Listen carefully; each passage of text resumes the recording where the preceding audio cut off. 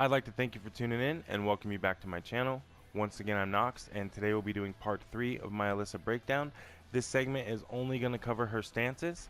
We will have a brief mention at the end of the video of a few moves I've mentioned in the past that I didn't explain fully, primarily because I didn't want someone new to Alisa to worry about all the different levels of depth that these moves had. Instead, I wanted you to take it for what it is. But at the end of this video, we will go into those few moves a little bit more in detail and kind of explain a little bit more how they work. So let's get things going, and we'll start off with going over each of her stances. So Alisa has 5 stances. She has backup, which is down back 1. She has boot, which is forward 3 plus 4. She has destructive form, which is down 1 plus 2. Then she has dual boot, which is forward 3 plus 4 while in chainsaws. And then she has Clockwork, which is achieved by doing wall rising 3. And it'll leave you in this spin, and that's known as Clockwork. So to start things off, we're going to go over backup. I'm just briefly going to touch on each of these stances so we have a common understanding of what the stances do. And then we're going to focus the rest on the advanced tactics and strategies, things like setups and what have you. So from backup 1, she has a few different moves. She has backup 1, which is down back 1-1, which is that hook right there. A really good move. It's a high, so it can be ducked. Probably the only negative part about it. Other than that, it's pretty fast. It's +4 to +6 on block. You have wall splats. It crushes highs, some mids, and it will also break the wall. So again, really good move. Then she also has down back 1-3, which is that mid right there. That's a combo starter if your execution's high enough to get that dash in down 3-1 pickup. But it is a combo starter. It's a mid, crushes lows. It's just a really solid move in my opinion. Maybe not her best move out of there, but definitely a good one. Then she has down back 1-4, which is that knee. The knee's only -9, so it's completely safe. However, it does kind of whiff at ranges, so like I wouldn't just be throwing it out because you can get punished for it. Instead, used more as a mix-up tool than anything else. Lastly, out of backup, she has this unblockable. Now it is a high, but she can combo off of it. Just to give you an example, oops. So she can combo off it. Again, it is a high. Not really too good of a move in my opinion. You know, mixing in every once in a while, try to throw your opponent off, I guess would be the only real application for it. Definitely not something I really use. But if you find use for it, by all means, use it. And next we have boot. Now she has a few different options from boot as well. She has boot 3, which is the low. She has boot 4, which is like the mid kick launcher. And then she has boot 2. Now boot 2 is a mid. It used to be a high, but it's a mid now. Really good for her in Tekken 7. It's only -9, so it is safe, but you're not starting any offense after it. It's more used where, like, you know, if you think they're going to duck the low, but you're not sure enough to throw something out as risky as that, as boot 4, you can just go with the mid, this mid, because it's safe. It'll hit them if they crouch, and, you know, again, if they block, we don't have to worry about nothing. One thing to note is all of these options are extremely sidesteppable. Now she does also have this string out of boot, which is 1-2-1-3 plus 4. Just the 1-2 is mid, 25 damage and natural, really good. It does slightly track to her left, so it is something you can throw out if you think they're going to sidestep. Not really your best option because it can still be stepped, but it's just kind of something to have in your arsenal. Other than that, this string is more used in juggle, so like off a wall or something along those lines. So yeah, just keep in mind that all of those options for the most part can be sidestepped really easily, so just keep that in mind. You know, when you're fighting, fill out your opponent. If you notice they're not sidestepping, you know, then she has a lot of mix-up and a lot of things she can do. If you notice they are sidestepping, then she also has this cancel. So she can press back while in boot and she'll do that cancel, or she can press down and she'll cancel going towards your opponent rather than retreating like that. Now, something to note is whenever you do this cancel, you're in backup stance. So For example, if I just press 1 immediately after canceling, she's going to do backup 1 because again I'm in backup. And that's the same with that cancel as well, with the one where you just press down. Again, it leaves you in backup. So it's just something good to know and allow you to be a little tricky, you know, bait out opponents, you know, dash in, you think they're going to jab, you know, cancel, and then throw the 3 out because it has decent range. Things like that to whiff punish your opponent. Definitely pretty solid, in my opinion. Now, next she has dual boot. Dual boot is overall kind of the same as boot, but all of your moves change. So, for example, dual boot 1 is that right there. Pretty good move, plus on hit. Might even be plus on block. Let's check that. Let's take a look here.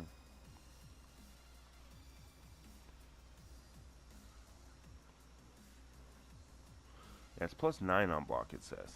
So, really good move. It is a high as well, obviously, but definitely a good move. Plus 9 on block and plus 11 on hit. That's what it says. Yep. So again, you know, that's a good move. Now, out of dual boot, she also has 2-1, which is that string there. Really good. We've gone over it in the past.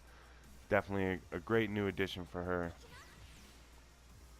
Then she has 1+2, which is that drill. You can actually delay that until right at the end of it, which is really good, just kind of for mixing up your opponent. I also find it really useful at around this range. You know, you can kind of catch someone trying to run in on you or something like that. Now, she also can cancel dual boot into this sidestep. We'll go over the sidestep here just in a little bit. But I just want to mention she can cancel dual boot into the sidestep if you press up 3+4 or down 3+4 while flying. Okay, next she has Clockwork. Now, this stance definitely not one that gets mentioned often. I don't think it's remarkably good by any means, but it's definitely a stance she has, so something we want to mention. So if you do while standing 3, she'll go into Clockwork. If you press and hold back, she'll cancel it. Oops. So that's how you cancel that. Out of Clockwork, she has 2 moves. She has that, which is the mid, and then she has a low option. Okay, now what makes this move kind of useful is that's natural. While standing 3-3 is natural, and because it spins, it has that tailspin effect. It will wall splat your opponent. So, you know, it's just kind of something good if their back's on the wall. You can kind of do back 1 and then go into that and wall splat them, and then, you know, do your whole wall pressure after that. Now, the low, she doesn't really get much off of it. I haven't experimented too much with it. Again, it's not something I use often because typically if you spin in your opponent's face, they're just going to jab you. So you'll get hit out of it more than you won't. So when I go into it, I typically just do something like that, just 3-3 really quick. But she does have this low option, and she can get a little combo off it. 55 damage. I mean, again, that may not be the most optimal combo off of that. It's not something I use often or really practice trying to find high damage combos off it, but that's just something basic to give you an idea. Now, her last stance, probably her most prominent stance, is Destructive Form. Now, Destructive Form has quite a lot of moves. We're not going to be going over every single move in Destructive Form. Instead, I'm just going to focus on what I believe are the key moves that you need to know and the key kind of idea of what you want to be doing when you have your solids out. And then we'll wrap up the stances, and then we'll go into advanced tactics and start focusing on the fun stuff like setups and things like that. So one thing to mention is while you're in Destructive Form, Alisa cannot duck. So she can't duck, and she technically can't backdash or forward dash.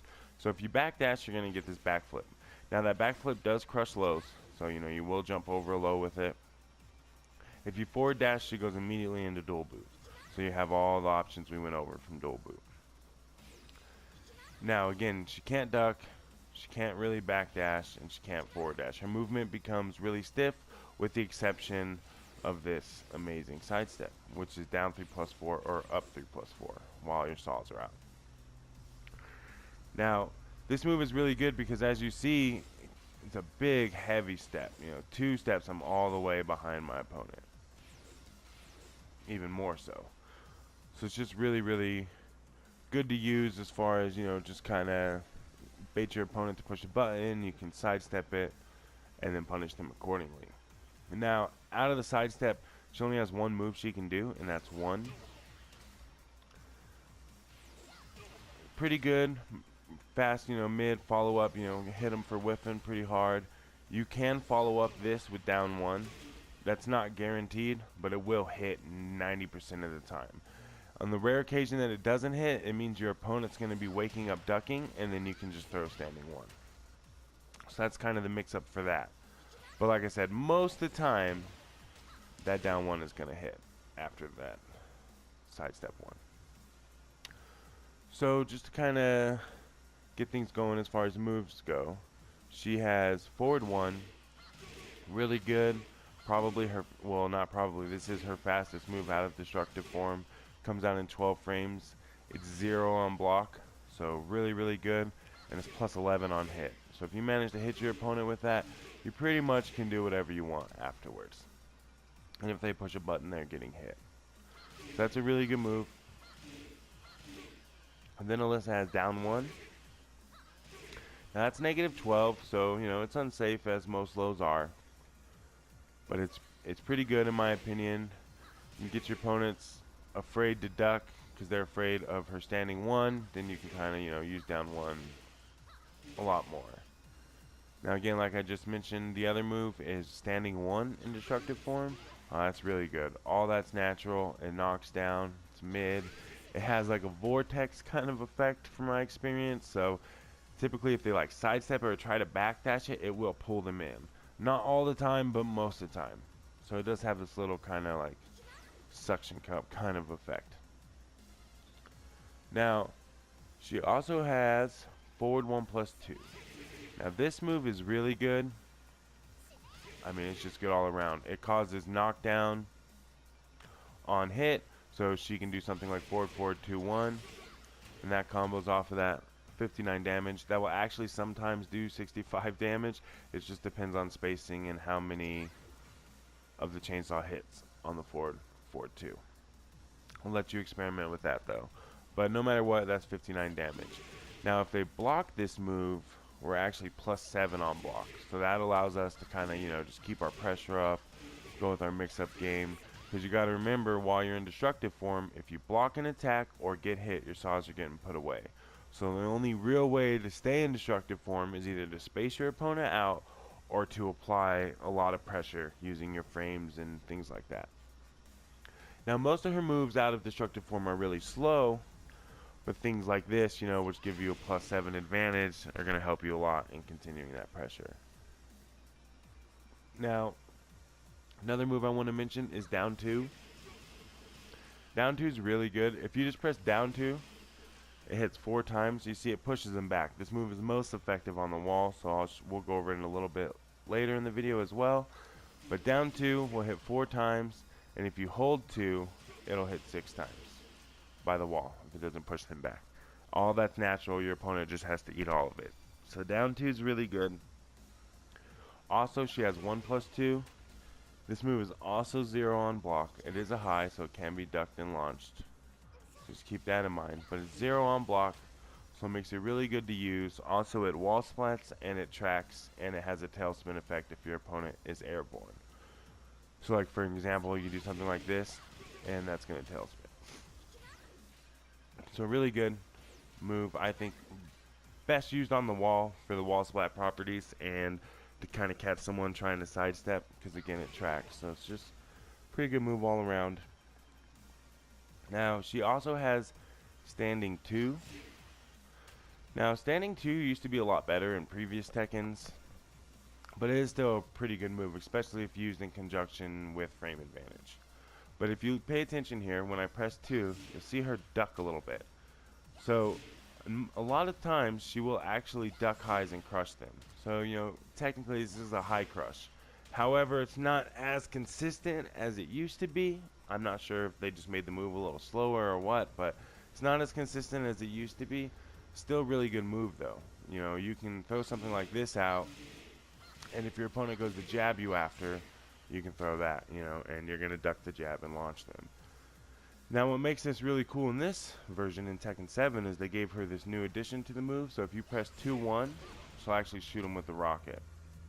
And what makes that so good is it puts her chainsaws away. So it allows for combo extensions. See if I can get this. Just show you guys. So I mean, she has a few different options she can do off it. That's a solid 62 damage. I mean, she has other things like you can do forward 2. If you just wait a second, you can do forward 2 and then go into your combo from that. But again, it's good because it does duck the high. It's her only real true launcher out of destructive form. And if you do 2-1, she'll get that extra rocket hit and then allow for an actual combo. So again, really good in my opinion. Something just to kind of, you know, keep in your arsenal. So I mean, that pretty much covers it for the moves I want to mention out of destructive form. She obviously has more. You know, feel free to go through a move list, experiment, find out as much as you can about the character. You know, if you find any cool setups with other moves in destructive form, let me know in the comments below, you know, because I'd definitely love to know. Another new move that they gave her real quick I want to mention is back 2-1. I haven't found very good applications for that. It's natural, and you might get a down 1 after. No, you don't get the down 1, but anyways, just thought I'd bring that up. It is a new move. It's just not something that I'm very, how do I say, very impressed with. So I don't use it much. If you find an application for it, please let me know. Now there is one other move I would like to briefly cover from destructive form I forgot about, and that's up forward 1+2. This move's not as good as it used to be. It used to bound, so you could use it for like to bound someone on a wall and then continue your combo. But since we don't have bounds in this game, you can't really use it like that. So instead, use it more for its low crush properties. If you have your saws out and your opponent's on the ground and you think they're going to get up with the low, you can actually do up forward 1+2 to crush it. Now you can press 1+2 again on hit, and it'll put your saws away. So what that allows us to do is actually turn this in to a combo starter. Oops.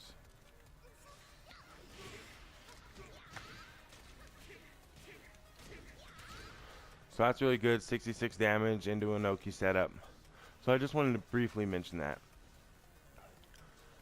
So last thing I want to do is kind of go over the safe ways to go into her stances. We'll cover boot first because there's just a few options. We have while standing 2, 3+4 will go into it. Up forward 3, 3+4 will also go into it. And then forward 1+2, 3+4 will go into it as well. So there's just a couple safe ways to get into boot. Now, as far as destructive form goes, she has quite a few ways to bring her saws out. So let's go over some options here. We have forward 3-2, natural, brings your saws out. Now that is, again, like we've said before, that is a high and it doesn't jail, so they can't duck the second high. So she does have forward 3, 1+2. This will also bring her saws out. The second hit is a mid, and she does get that down 1 guaranteed for the 46 damage. So that's just a really good mix-up to get your saws out.